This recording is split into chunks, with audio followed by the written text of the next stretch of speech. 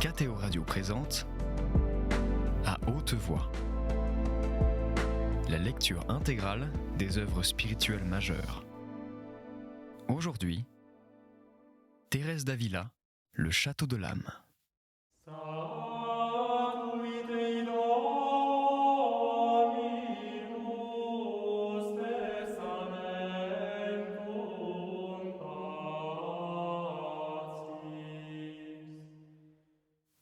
Lorsque l'âme éprouve en même temps ses peines et ses saveurs, le Seigneur lui donne parfois des sentiments de jubilation et une oraison extraordinaire que je ne puis m'expliquer.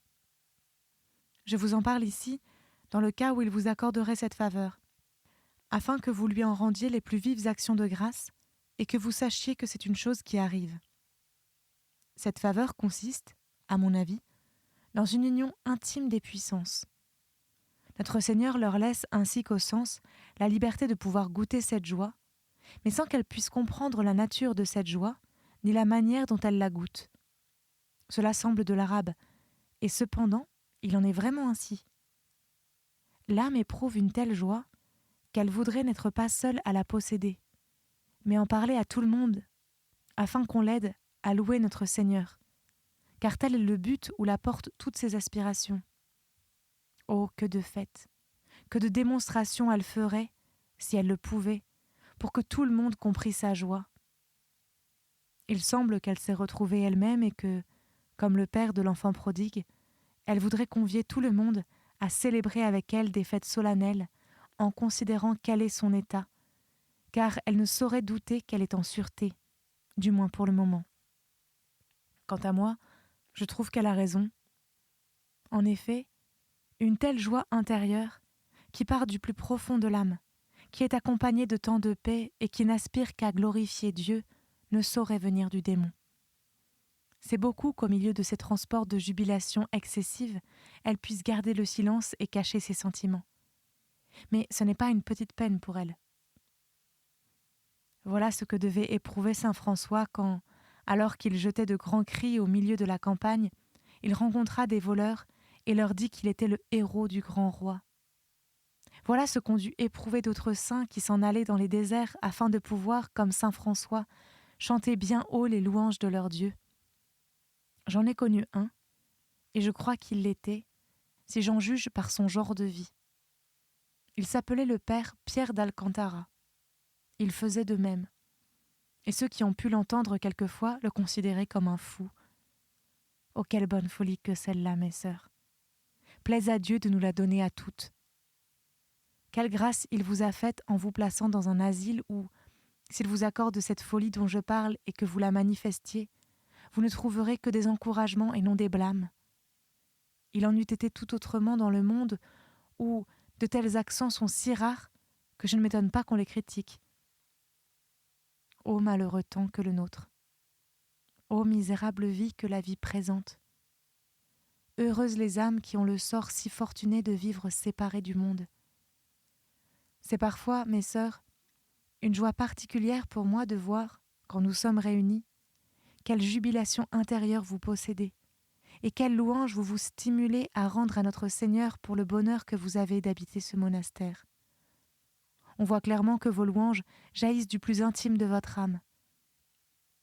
Je voudrais, mes sœurs, que vous vous stimuliez souvent de la sorte, ou que l'une d'entre vous commence et qu'aussitôt elle porte les autres à l'imiter. Et à quoi pouvez-vous mieux employer votre langue lorsque vous êtes réunis qu'à célébrer les louanges de Dieu, puisque nous avons tant de motifs de les chanter. Plaise à Sa Majesté de nous accorder souvent cette raison, qui est si sûre et si profitable, car nous ne saurions l'acquérir par nos propres forces, dès qu'elle est une faveur des plus surnaturelles. Il arrive qu'elle dure parfois tout un jour. L'âme alors ressemble à une personne qui a bu avec excès, sans cependant avoir perdu les sens, ou à une personne mélancolique qui, n'ayant pas complètement perdu le jugement, poursuit toujours l'idée qu'elle s'est mise dans l'imagination et dont on ne peut la sortir. Ces comparaisons sont bien grossières pour expliquer une faveur si élevée. Mais mon intelligence n'en trouve pas d'autre. Inondée d'une pareille joie, l'âme vit dans un tel oubli d'elle-même et de toutes les choses du monde qu'elle ne songe et ne réussit qu'à parler de ce qui découle de cette joie, c'est-à-dire de la louange de Dieu. Ô mes filles, aidons toute cette âme. Pourquoi prétendrions-nous avoir plus de sagesse qu'elle ? Quelle chose pourrait nous procurer un plus grand bonheur ? Que toutes les créatures viennent à notre aide pour louer Dieu dans tous les siècles des siècles. Ainsi soit-il, ainsi soit-il, ainsi soit-il.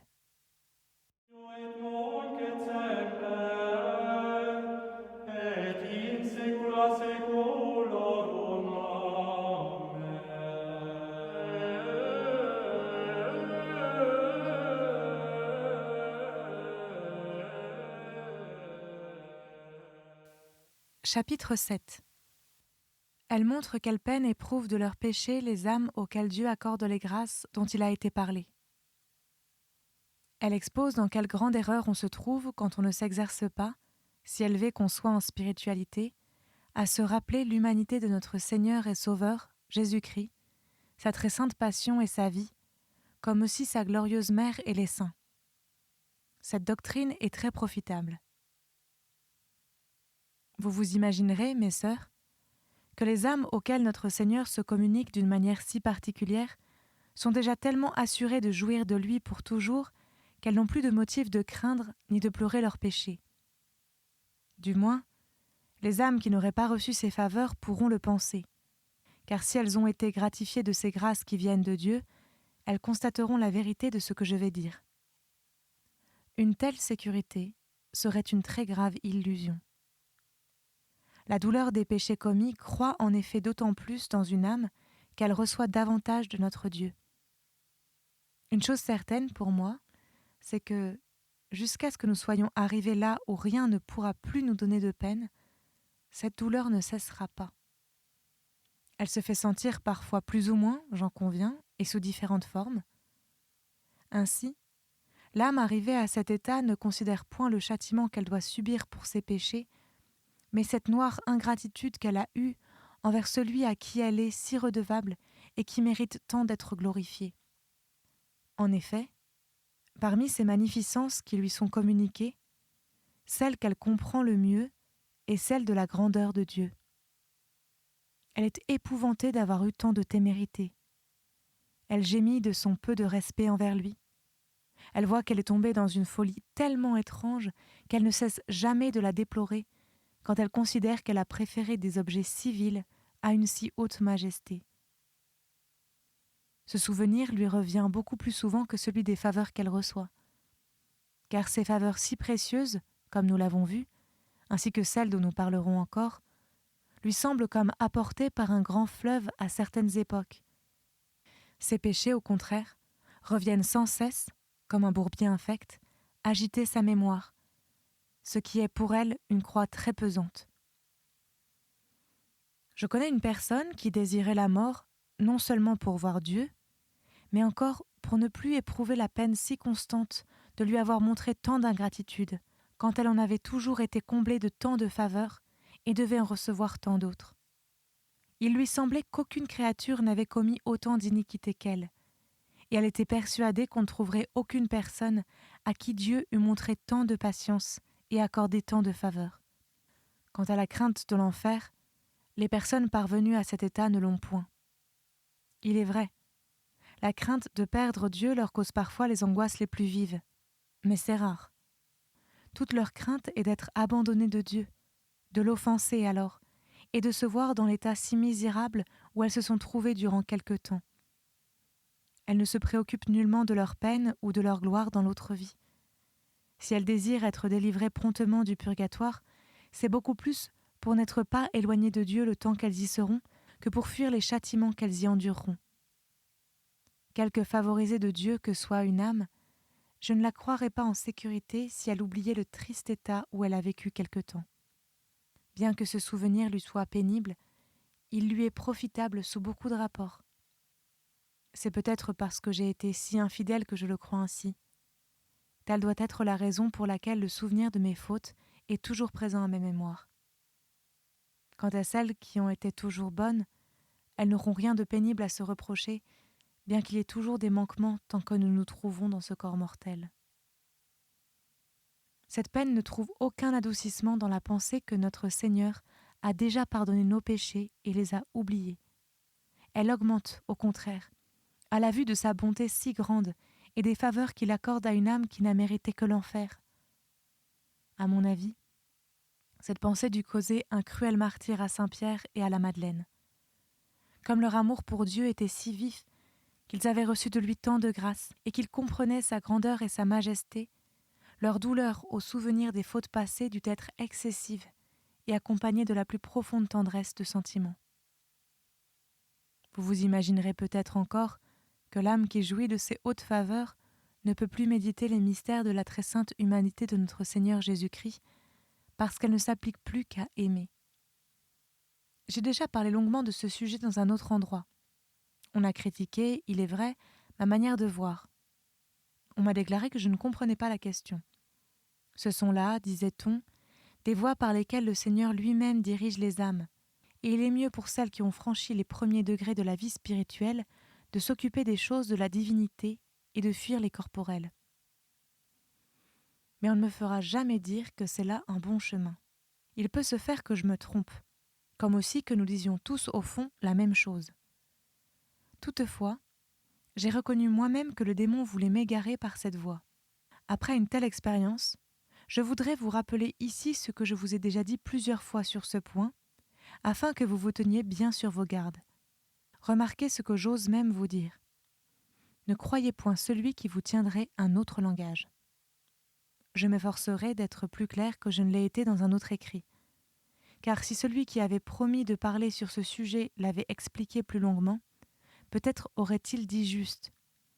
Mais quand on se contente de dire seulement quelques mots sur un tel sujet à des personnes ignorantes comme nous, on peut faire beaucoup de mal. Quelques âmes s'imagineront encore qu'elles ne peuvent pas penser à la passion de notre Seigneur. Mais alors, elles pourront moins encore penser à la très sainte Vierge et à la vie des saints dont le souvenir est si profitable et si encourageant. Pour moi, je me demande à quoi elles pensent. C'est le propre des esprits angéliques d'être toujours embrasés d'amour, parce qu'ils sont complètement séparés des choses corporelles. Quant à nous, qui vivons dans un corps mortel, nous avons besoin de traiter avec les saints, de penser à eux. Il nous faut vivre dans la compagnie de ceux qui, ayant eu un corps comme nous, ont accompli de si grandes œuvres au service de Dieu. À plus forte raison ne devons-nous pas nous éloigner volontairement de la très sainte humanité de notre Seigneur Jésus-Christ, qui est pour nous la plénitude des biens et le remède à tous les maux. D'ailleurs, je ne puis croire que ces personnes font ce qu'elles disent. Il me semble plutôt qu'elles ne se comprennent pas elles-mêmes. Et ainsi, elles se nuisent et elles nuisent aux autres. Au moins, je puis les assurer qu'elles n'entreront point dans ces deux dernières demeures. Car si elles perdent le guide qui est le bon Jésus, elles n'en trouveront point le chemin. Ce sera beaucoup si elles habitent les précédentes en sécurité. Le même Seigneur qui a dit qu'il est la voie, a dit aussi qu'il est la lumière, et que personne ne peut aller à son Père si ce n'est par lui. Il a dit encore, « Qui me voit, voit aussi mon Père. » On dira que l'on donne d'autres sens à ces paroles. Pour moi, je ne connais que celui dont je parle.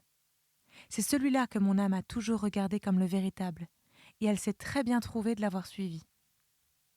Parmi les nombreuses personnes qui sont venues traiter avec moi de cette question, il y en a quelques-unes qui, une fois élevées par notre Seigneur à la contemplation parfaite, voudraient y demeurer toujours. Or cela est impossible. Cependant, à la suite de cette faveur de Dieu, elles ne peuvent plus discourir comme précédemment sur les mystères de la passion et de la vie du Christ. J'en ignore la cause. Mais il arrive très souvent que l'entendement est alors moins apte à la méditation proprement dite.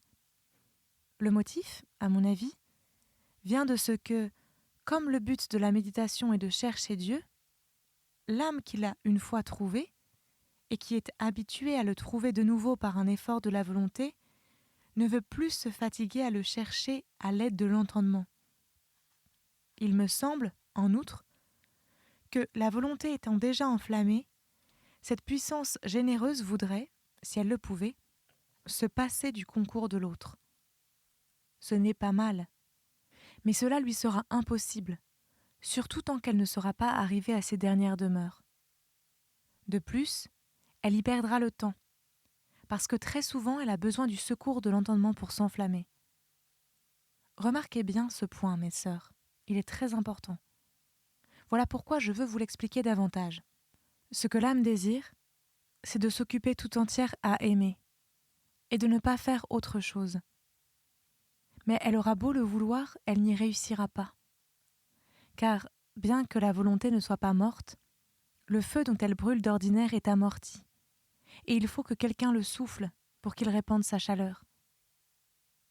Or, serait-il bon pour l'âme de rester dans cet état de sécheresse et d'attendre, comme notre Père Saint Élie, le feu du ciel qui doit consumer le sacrifice qu'elle fait alors d'elle-même à Dieu ? Non, évidemment, et il ne convient pas d'attendre un miracle. Le Seigneur en fera pour cette âme quand il lui plaira, comme je l'ai déjà dit et comme je le dirai encore. Il veut que nous nous considérions comme si misérables que nous ne méritons point que Sa Majesté en accomplisse, mais que nous nous aidions en tout ce qui dépend de nous.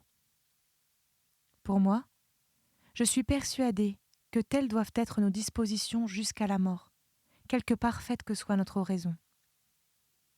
Sans doute l'âme que le Seigneur a déjà élevée à la 7e demeure ne sera que rarement ou presque jamais obligée d'user d'une telle diligence, pour la raison que j'exposerai plus loin, si je m'en souviens. Car elle vit presque constamment avec notre Seigneur Jésus-Christ, selon un mode admirable, d'après lequel sa divinité et son humanité tout ensemble lui tiennent toujours compagnie.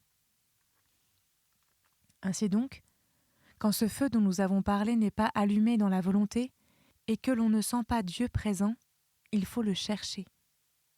Voilà ce que Sa Majesté veut que nous fassions, à l'exemple de l'épouse des Cantiques.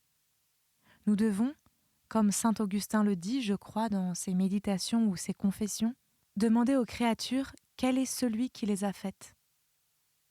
Ne soyons donc pas comme des insensés, et ne perdons pas le temps à attendre ses ravissements où il nous a élevés une fois. Car dans les débuts, il peut se faire qu'il laisse s'écouler une année, ou même plusieurs, avant de nous accorder la même faveur. Sa Majesté en sait la raison, que nous ne devons pas chercher à connaître. D'ailleurs, il n'y a pas de motif pour cela. Nous n'ignorons pas que, pour plaire à Dieu, il faut suivre la voie des commandements et des conseils. Soyons-y donc très fidèles. Méditons sur la vie et la mort de notre Seigneur, ainsi que sur toutes nos obligations envers lui. Puis le reste nous sera accordé quand il lui plaira. Ces personnes me répondent qu'elles ne peuvent s'arrêter à de telles méditations, et ce que j'ai dit précédemment montre qu'elles ont peut-être raison sous un certain rapport. Vous savez qu'autre chose est le raisonnement qui se fait à l'aide de l'entendement, autre chose est la représentation de la vérité faite à l'entendement par la mémoire. Vous direz peut-être que vous ne comprenez pas ce que je dis, et en vérité, peut-être n'en ai-je pas moi-même assez l'intelligence pour vous l'expliquer. Cependant, je m'exprimerai comme je pourrai. J'appelle méditation les raisonnements nombreux que nous faisons avec l'entendement de la manière suivante.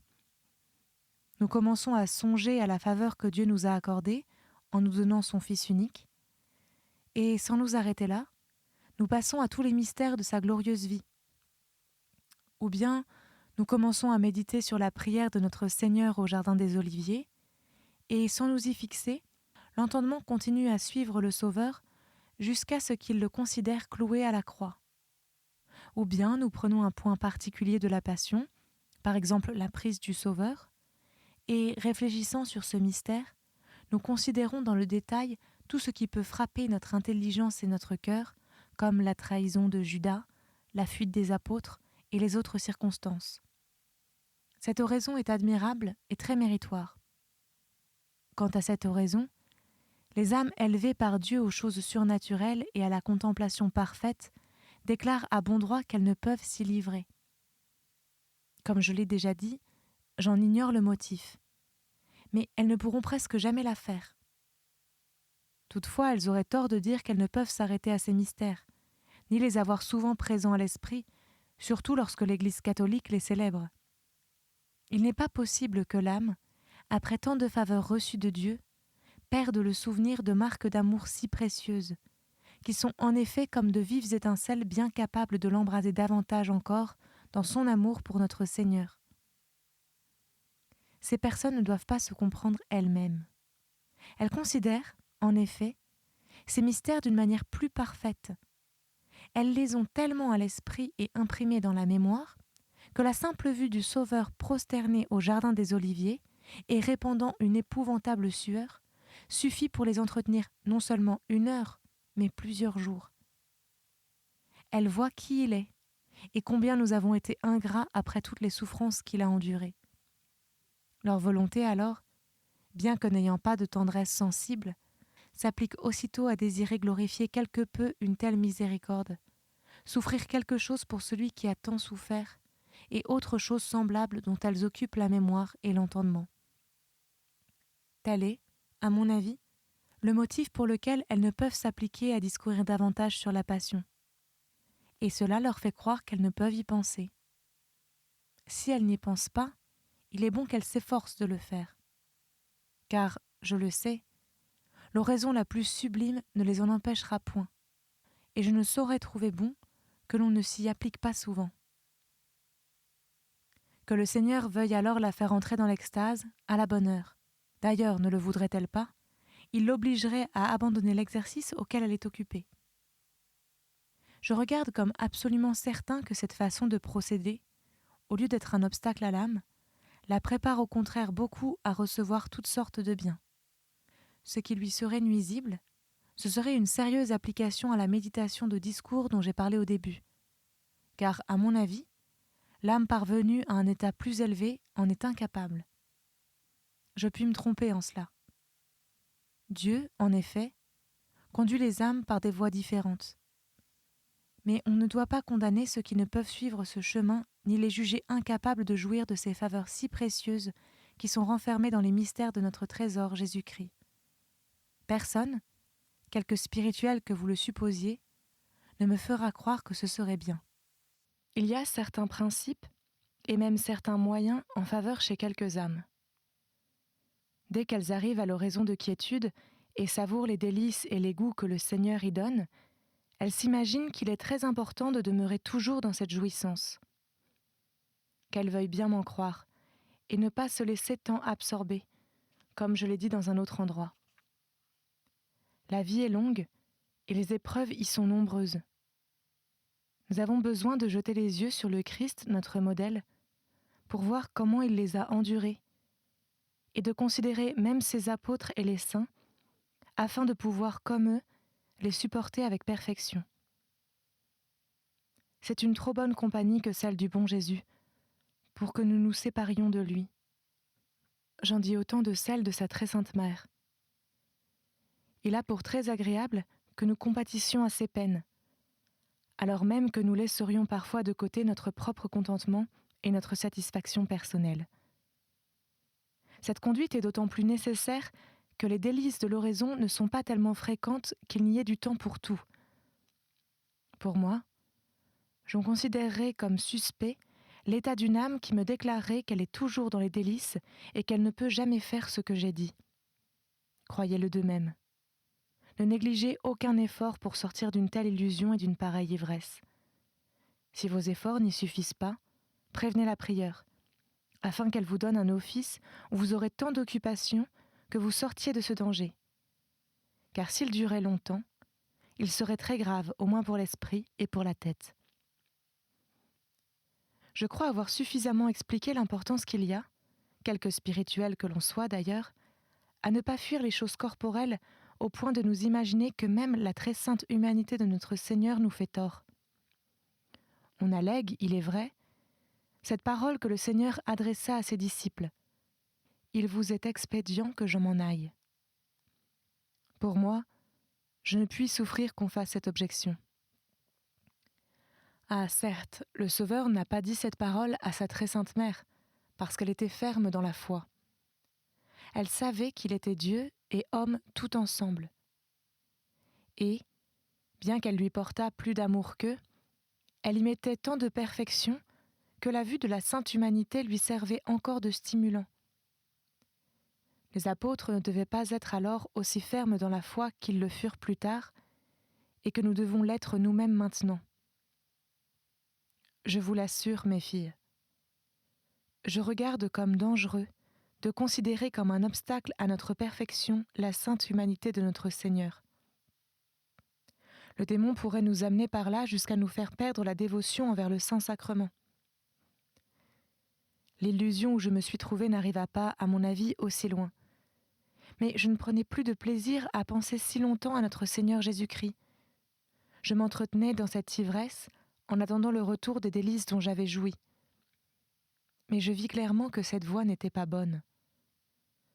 Comme je ne pouvais goûter toujours ces délices, ma pensée s'en allait ici et là, et mon âme, semblable à l'oiseau qui voltige et ne trouve pas où se poser, perdait beaucoup de temps. Elle ne faisait point de progrès dans les vertus et ne profitait point de l'oraison. J'en ignorais la cause et, à mon avis, je ne l'aurais jamais connue parce que la voie que je suivais me semblait très bonne. Si une personne, servante de Dieu, avec laquelle je traitais de mon oraison, ne m'avait éclairée. Depuis lors, j'ai vu clairement combien j'étais dans l'erreur. Aussi, je ne pourrai jamais assez regretter qu'il y ait eu un temps où je n'ai pas compris qu'il n'y avait rien à gagner à une si grande perte. Voilà pourquoi, alors même que je le pourrais, je ne veux acquérir aucun bien s'il ne me vient de l'auteur de tous les biens. Qu'il soit béni à jamais. Ainsi soit-il. C'était À haute voix, une émission de KTO Radio. Aujourd'hui, Thérèse d'Avila, Le Château de l'Âme. Lecture, Marie Rambaud. Captation et réalisation, Aymeric Plouinec et Thibaut Dagalier. Une émission disponible en podcast sur ktoradio.com et sur l'application KTO Radio.